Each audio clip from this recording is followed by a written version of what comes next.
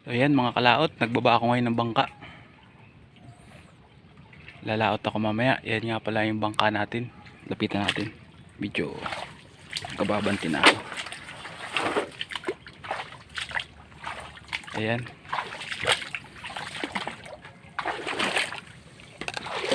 Yan yung bangka natin. Mga kalaot, yan ang mga kasamahan namin. Ayan, mga palaot din yan mamaya. Ayan. Seawall nga pala yan. Ayan. Dito kami mga kalaot na daan pag nagbababa kami ng bangka. Pag mga ganitong kwartuhin o di kaya maliit ang tubig,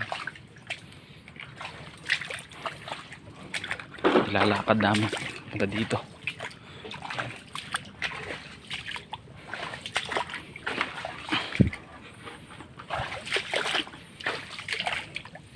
Ayan o, liit ng tubig. Ayan, kalaot.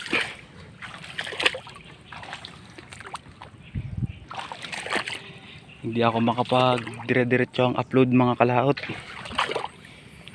dahil wala tayong cellphone na ginagamit na pang video. Iisa lang tong cellphone namin, iniiwan ko pa sa bahay,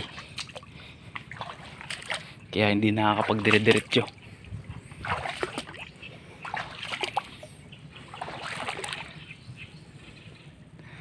O ayan, kalmada ang karagatan. Ko. Ayan.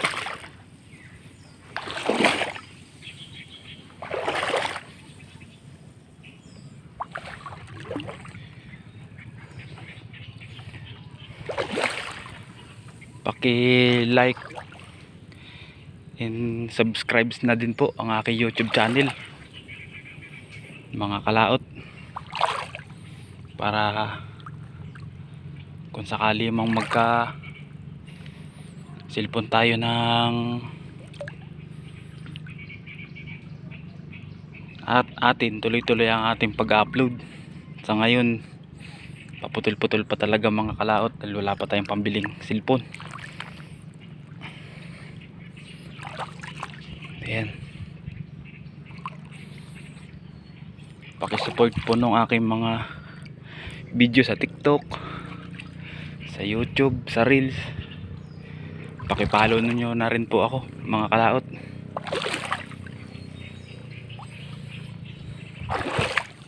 Sakit sa paa pag nagsala ka ng apak, siguradong sugat ang iyong paa mga kalaot.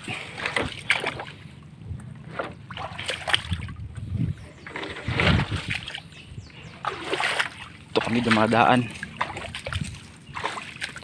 araw-araw yan mga kalaot pag yung maliit ang tubig, pero pag malaki naman yan, hanggang dito lang yung bangka namin sa tabi. Ingatan ng mga apak dahil maraming mga kahoy-kahoy, pagminsan may pako. Sakit sa paa. Ayan mga kalaot. Aray ko.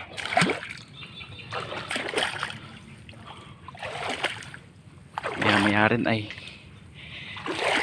bababa na tayo. Nahibas na naman. Kukuha lang tayo ng baon, pagkain tsaka battery ng ating bangka.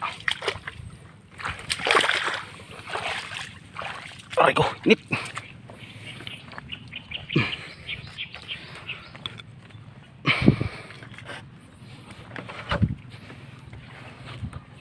Dala ko yung lagay ng krudo, tapos lagay namin ng tubig sa pang radiator sa bangka.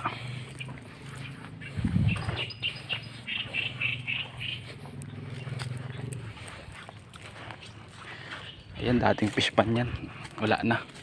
Ay ko, sakit.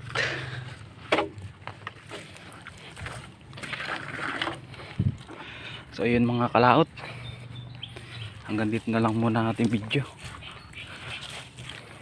Pakisupport na lang po sa aking YouTube channel tsaka sa TikTok.